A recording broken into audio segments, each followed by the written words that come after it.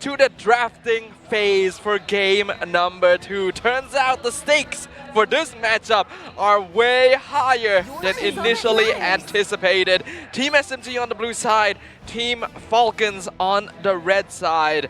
The Franco ban, very unusual here from SMG. What do they want to use that is very susceptible? Is it a Joy? Should be, right? Or the Nolan. Nolan, They could be trying to make Falcons choose. Wait, I have... Probably not Fanny. I've never seen Saksa on a Fanny.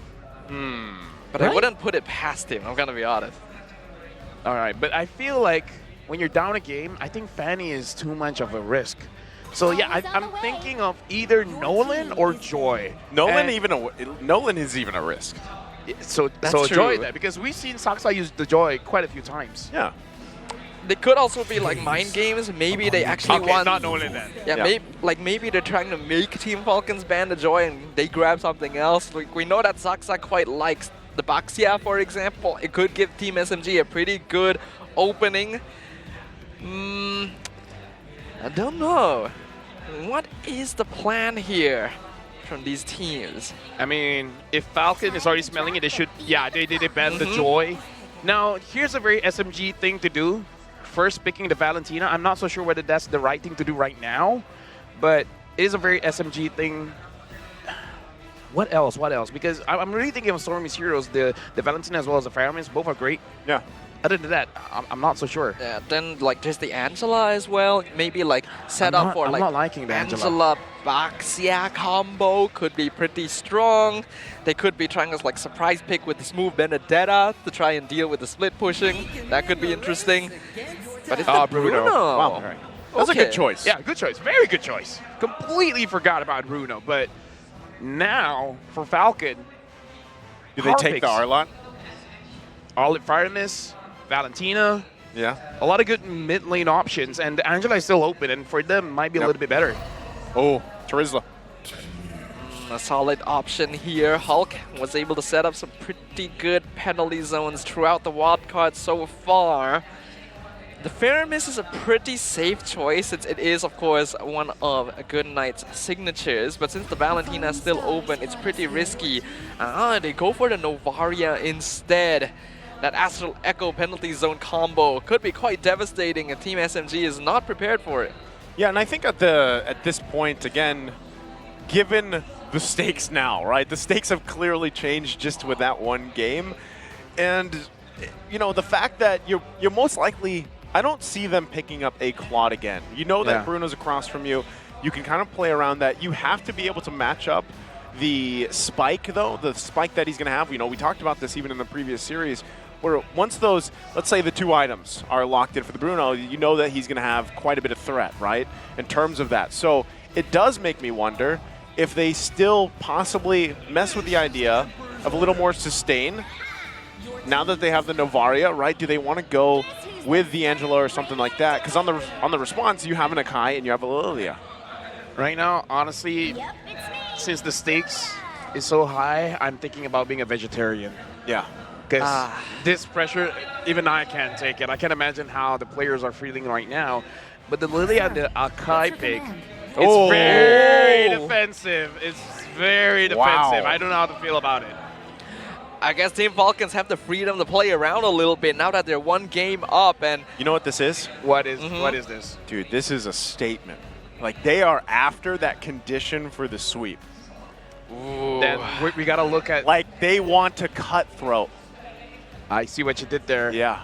They got to ban something like a Hilda. They have to, because they need to trespass into the jungle of this Fanny. They need to make sure that this Fanny is feeling good, getting those buffs. Yeah. Oh, we got. He's pulling again. Is this someone else? I need a break. Is this the same? I think it should be someone different. Someone else. But let's see what our fans gonna get. Oh, that's nice. That's nice, but I don't think that's friend. what he wants. That's not what he wants. Spin Anything one more else? time. Anything else? One more. Is that Masha? It is Masha. Masha, yeah. Much better. No, that was a nice I already skins. have it. Much better than the Cyclops. I have all Saber Saber. skin? Saber The skin. Sabers. I have all the Dragon Tamers. Same. Is it Same. Dragon Tamers? Yes, it is Dragon It Tamer. is Dragon Tamer. The Dragon Tamers, I mean, the Saber skins are pretty cool. And as you know, I should stop talking. The Saber skins were probably like the first group, one of the first group of Yeah. really cool skins. No, I'm just saying they did ban Hilda. Okay. I said Angela ban, Hilda ban. Oh, what if they actually go with the Masha? That could work. I just don't know if Miko got it in him, you know? I think it's kind of risky. It's very risky because the changes to the Masha, you can't build defense anymore. I mean, you can build HP, but it's more of a damage-oriented Masha now. I think what Miko would lean more towards is things like the Edith or the Cho in this position. You know, the lockdown, the Fanny, could even threaten the Brody in the back line depending on what Team SMG is feeling. Works pretty well with what they've got as well, and I'm especially curious on what Smooth is going to be playing. I feel like it's not a bad setup for like the Benedetta or the Yu Zong if they want to really win out these team fights. I don't want to talk. Exborg and Cho. Interesting. So Exborg winning the lane, that's going to be good. And then the Exborg technically can position himself in between him and the Bruno to try to catch a mistake coming in from Leo using the control on the Exborg instead of the Bruno. Yeah. It's a very minute detail that But it could work. that works because we saw just now even Goodnight Right. demonic force onto a different target. It Yeah. could happen. We'll see if that's going to work out though. Leo definitely hasn't gotten the chance to play something as high mechanic Wait. as the Fanny Wait, so wait. far. Wait, Lapu Lapu and Terizla? Terizla room! Super is roaming on the Terizla. That is exciting. That is Can fun. I just Oh. say shout out to our dear friend Yasu, because he mentioned this I think earlier did. today. He's like Terizla roam. Here's the thing. It's good to make sure no one gets in your jungle. Right? You yeah. can clear the lane, and if someone tries to go in, hit him with the hammer. I've been hit with the hammer before. And It it's not hurts. good. Yeah. It hurts. It's a pretty good deterrent. Like, you want to walk in, you got to deal with the body of the Smith himself. So that should secure the jungle for Team Falcons. And Lapu Lapu definitely matches up better into the Exborg in comparison. So Team Falcons, they've definitely switched things up. Will they be able to upset the home ground team with a clean sweep? Or will Team SMG show us that that game one was a simple exception? We return to the land of Dawn with Team SMG on the blue side and Team Falcons on the red. Unfortunately, looking at the draft, I do feel like SMG is still a tunnel vision draft. It's all to create space for Sasa. You got that guy. Goodnight is still... Go? He's looking for... He's just gonna All right, force all right. him. But either ways, it's a lot of space-making tools. So in a way, it is kind of tunnel vision-y. So only this time, it's Leo that has the opportunity to split and not Lautrec. I mean, Lautrec can too as well. It's just that he doesn't have a lot of mobility. We have 4 penetration on the side of Team Falcons here. The rupture. Yep. They are really going for the full-out dive here. Lautrec actually stealing that gold crab as well. So Team Falcons are feeling it right now. Man, and I know that you know for the home ground team and everything, it would be very sad to see them get swept here. But also talk about a story from what Team Falcons went through yesterday, and if they come out and cap this out in a sweep with a fanny pick. Dude, that is intense. would make me speechless. It, I would have nothing to say. it does feel like you're somewhat speechless already. Attempted catch onto Leo, but no way of the dragon just yet, so the Fanny is still fine. The most important timing going to be that first turtle coming up in another 10 seconds. This will really dictate the pace of how the game goes for that early to mid-game phase. Yo, Team Falcons is taking all the gold crabs. They're getting too good at this. It does seem that way. I worry if I hope Team SMG isn't going to be affected too much by this. Some pressure down bottom. Leo. Leo gonna go in, forcing what he can before that turtle take. Gets Stormy and Smooth quite low. Both junglers gonna be able to contest this unless they just give it away. Saxo waiting there, Hulk gonna jump in, Super goes in with the penalty zone. They find the stun on multiple targets. Turtle's gonna be taken by Saxa. Can they find the kill they're looking for? They already got Smooth. Team Falcons will get the first blood, but they give up the objective.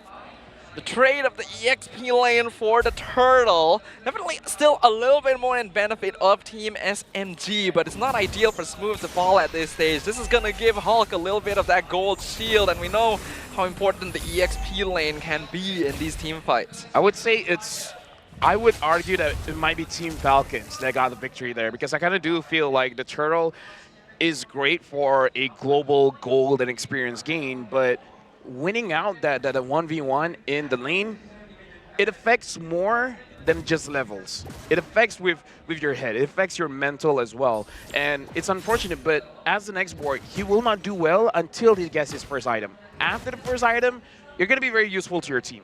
But before that, you kind of just want to farm. You don't want to interact too much.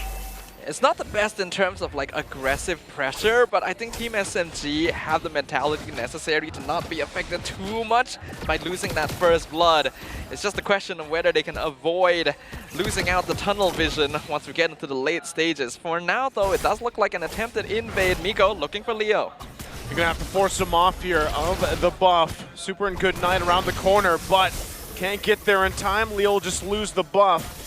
Better if they don't find it out here, but they still have multiple members on the top side.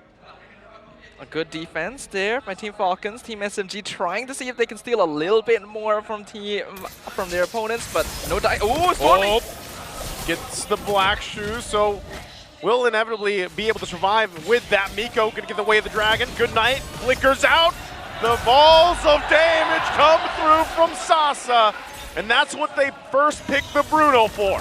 I think Miko, he was canceled out of the Way of the Dragon, at least the second part of the kill, because he was stunned by Lotric. So that was a very good move. Still, the kill goes over, and now Team SMG, they're continuing their pressure around the turtle, but Leo has his retribution up. There is a possibility for him to steal this away.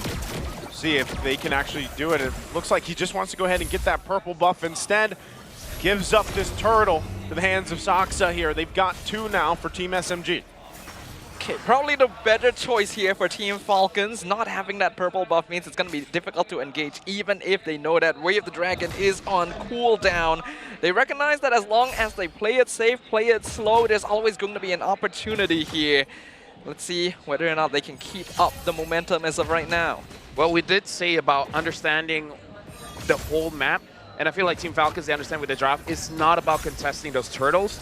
If you get it, that's good, but it really doesn't matter that much. What you're trying to do is get a very good early game, which I would say is still kind of good, except Leo probably would want a little bit more kills, and then get Lotric and Good Night on board to come to the fight and deal a lot of damage.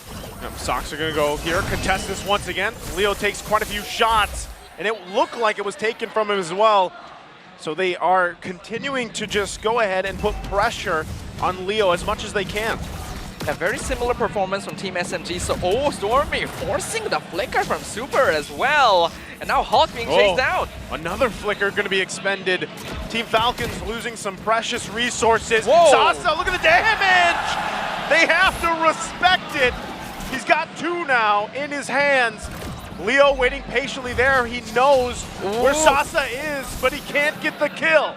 Somehow Sasa doing those basic attacks onto Good Night felt a bit personal. Yeah. Felt like he was pretty upset. So. Oh, top side, Lotric though, gonna have to flicker out as well. And now he will be able to survive, but still, the battle for these buffs continues for Leo. Penalty zone gonna be used, heavy spin as well. They'll take it from him again. He's left with nothing, and Lotric, here comes Miko, looking to make a play. He is gonna pressure him off the turret. Leo now joining up top side, trying to help him keep this up. Good Night and Super as well. Everybody's here, but they're gonna lose the tier 1. Okay, good macro play now from Team SMG, attacking multiple angles of the Team Falcons half of the map at once to try and deny as much farm from them as possible. This time keeping a close eye on Lotric as well, making sure that gold lane is straight up one. So no backdoor. Oh my goodness. Stormy looking for Super once again, gonna black shoes. Hulk and Good Night here though. But that's another turtle going to the hands of Team SMG.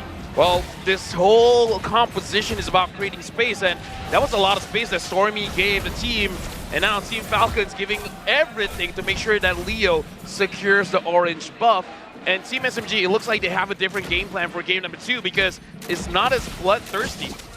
Yeah, I'm liking this adjustment from SMG, but look at Miko. Miko Conceal! gonna use the conceal. Won't commit, but he gets the penalty zone out from Team Falcons. That might have been just the idea. Again, this is what Miko likes to do. He likes to bait some of these resources out if he can. He had the way of the dragon, so he was in position. But it looks like he was like, I was never going to do it anyways, man, but thanks for your ult. Yep. Yeah, that's very cheeky from Miko and very well played. That penalty zone could have cost him his life and perhaps for nothing as well. Ooh, Leo gonna go ahead and get the black shoes out from Stormy, but again, he's gonna have to give up his purple buff here. The rest of the team trying to hold down mid from the backside. They're gonna push Hulk back. Still gonna be working on it. It's Super dealing with the blunt of the damage. He has to flick around. Oh, and look at Leo. Whew. Again, this is getting to the point where it's a starving Fanny. Yeah, but he had the idea. He was thinking of, I want to split push. But the moment Team SMG disperses, like, okay, they probably learned their lesson. Yeah, we can tell that there's a lot more respect now from Team SMG just in the way that they're approaching this game. It's no longer about, hey, I can keep fighting as much as you want, man, and I'm going to win it out. It's about making sure that they have the conditions for victory and that they're denying as much as possible from their opponents. This is a different Team SMG. Right now, looking into the situation, Team SMG, they just want the turrets, and Team Falcon, they're trying to adjust as well. They're trying to follow the speed of Team SMG, and Team SMG really wants this mid. Oh, they get the penalty zone out again. Super is going to be in trouble here. The body of Smith won't be enough as he falls under the tier 2, and Lord spawns now. Does Team SMG decide to take it? We'll see if they do. Again, Leo might be going back to base here. He's got the information he needs. Lotric gonna be in trouble. Nico cleans up the kill. Looks like Leo's just gonna wait here. Sock size very low, and Leo sees it. Ooh, they Will found gets him. spotted out. That's it. He's got to get out of there. Right now, this could just be a free Lord for Team SMG. Most likely will be. I do like that Leo's going for that bot lane to try and at least get some structural damage. He should get that tier 1, but he'll also lose the purple buff in exchange. Team SMG doing a good job of trading objectives on the map right now. As long as they don't lose too many structures after this, it'll be very difficult for Falcons to find the space they need. Trading is a very risky mechanic that Team SMG has to balance out very well, because we saw their idea for trading in game number 1 did not go in their favor. It's like, okay, 1 turret, but we win the team fight, we win the Lord, it's 2 for 1, it's gonna be good. But Oh, goodness! Look at the damage! Sasa again waited patiently. He picked up the Malefic Roar and he said hello to Leo. And that just takes that idea completely out of the picture. Sasa's upset. Yep, he literally just shot the Falcon out of the sky with a football of all things. Lord gonna be pushing up top, tier 2 mid, falling to Team SMG. They're pushing in with 2 waves of minions. Can Falcons defend? Gonna have to. Lord now making his way top side. Turret's a couple hits away. Leo now back up. Do they just take the discipline route? Clear things out the best they can. Team SMG with a massive lead. I believe in the Falcons, man. They can defend. They can come back. Smooth with last standing to the backside. They're still going to put the pressure here, forcing Team Falcons back. Hulk has to go. They lose the mid turret. That's exactly what Team SMG wanted to do.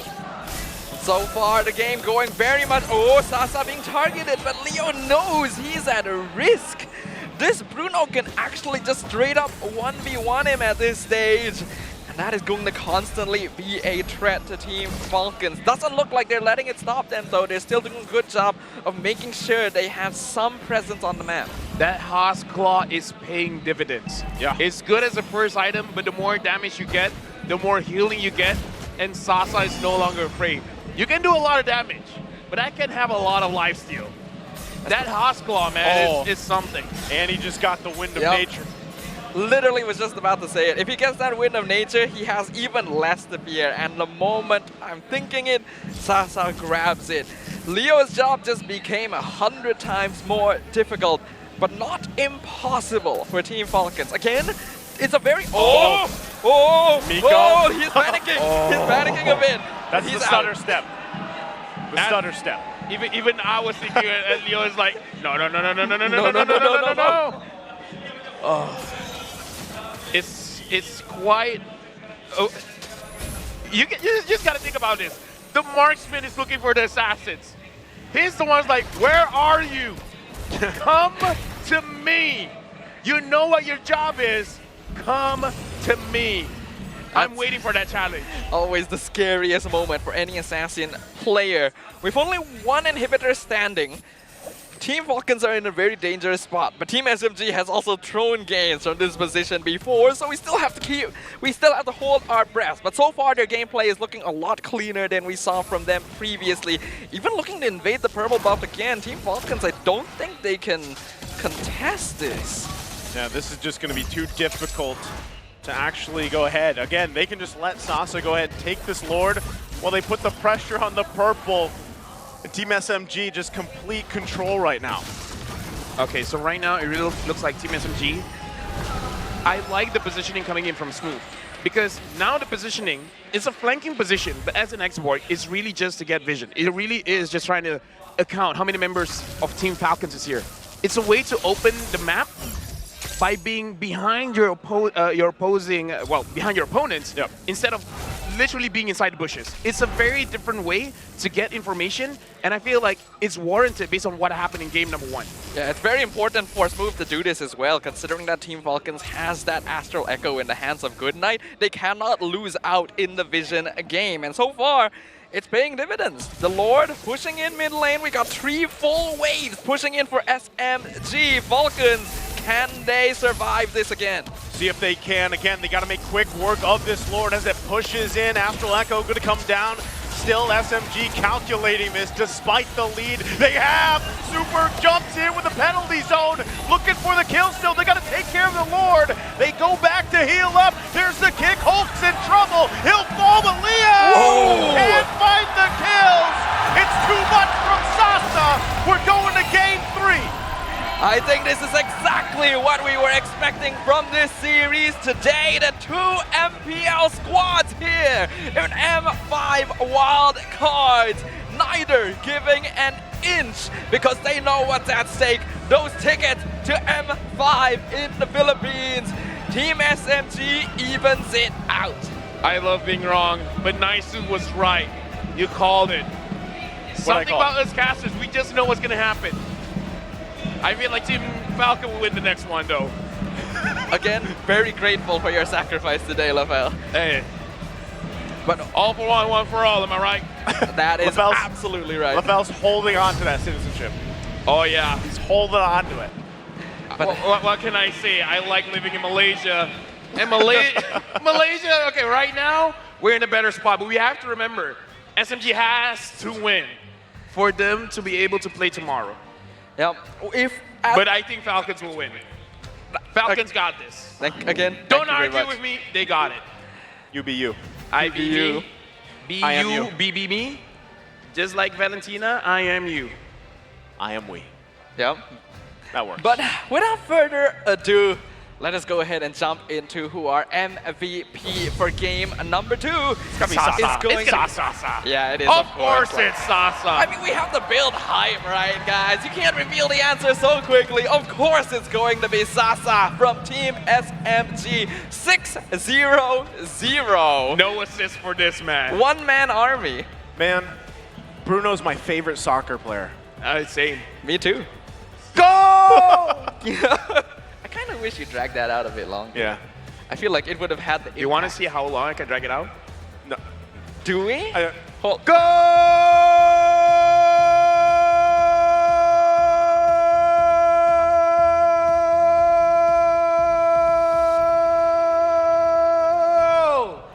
Ladies and gentlemen, let's give a big hand to LaFell! Once again, Team S. A beautiful I'm victory. so sorry. It's okay. I'm amazed that I'm not out of breath. Well, But it was a goal. It was impressive. a huge goal for Team SMG and for Sasa as well. He was actually full items already. I kind of want to check again how long that match actually lasted, because this felt very fast. Yeah, but the anti-grass was definitely one of the reasons why the Fanny was not able to burst him down. Plus the tenacity. Yeah. Yeah, plus it's nasty as well, yeah. I think they just countered the Fanny pick very well.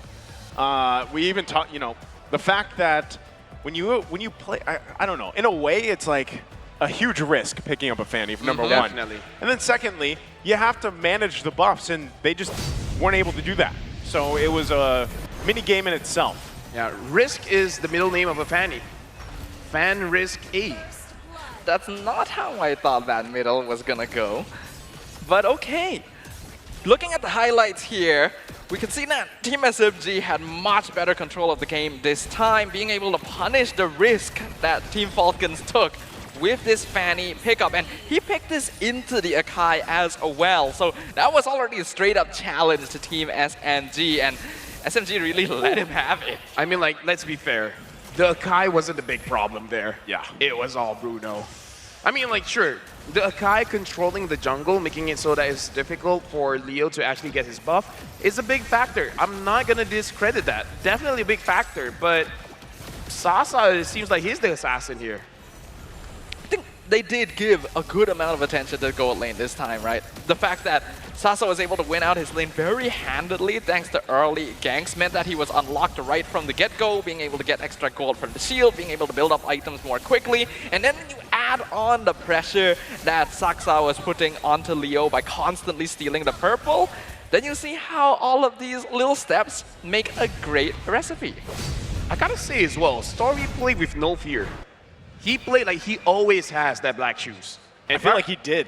I mean, part of the reason is because of his build. He has a lot of cooldown on his build. And looking at the emblem set here as well, yeah, the tenacity really helped out Sasa, not just going up against the Fanny, but going up against Lottery. Because as you said, Staffa, there's a lot of penetration, the rupture coming in from Falcon. So it's a good thing that he has the foresight. There's a lot of base damage coming in from Falcons.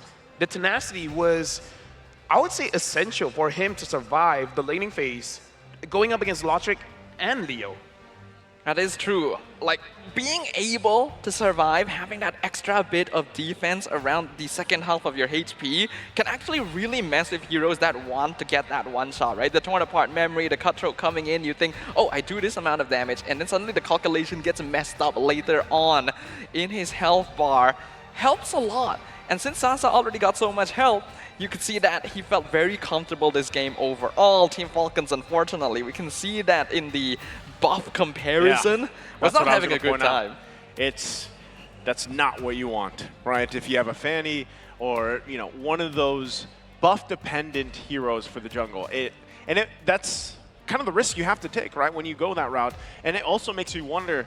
Was the Terizla Roam the right choice for this? Was that something that they just kind of had to do, given the draft, how it kind of already unfolded? I feel like the export kind of made them feel like it will be good if we switched out this Terizla, because I kind of feel like he will not have a good lane phase. So I feel like it was a little bit forced. Personally, I think it's a little bit unnecessary. It's just like you just got to bite the bullet. It's not going to be a good lane, but the Terizla is mostly for the fight, right? For the team fight. So I personally would have just stick the Terizla in the EXP, pick something else for the roam.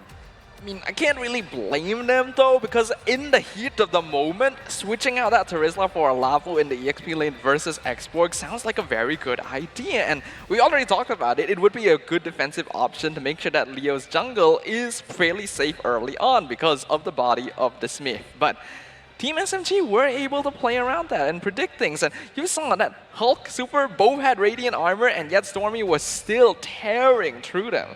Yeah, I mean, honestly, having the Divine Glaive as well as the Glowing Wand kind of mitigates the amount of magic resist that opponents has. And again, the fact that Stormy played like he has 5 stacks of black shoes is probably the reason why he felt safe, because, again, he played like he had nothing to lose. If I die, I die. Yeah, that's what I'm saying. Like, part of the time, even if you go back and watch that game, Stormy did such a good job at dealing with the roam Terizla, right? Half the time, he was either putting out enough damage to force just to go back, or use the black shoes. Even Miko. Miko was kind of, in a way, this game, he didn't make these huge or massive plays, but part of it was him just the fancy footwork, right? Getting some of those ultimates out when they maybe didn't need to, or even getting a single or a double flicker out from the team of Falcons.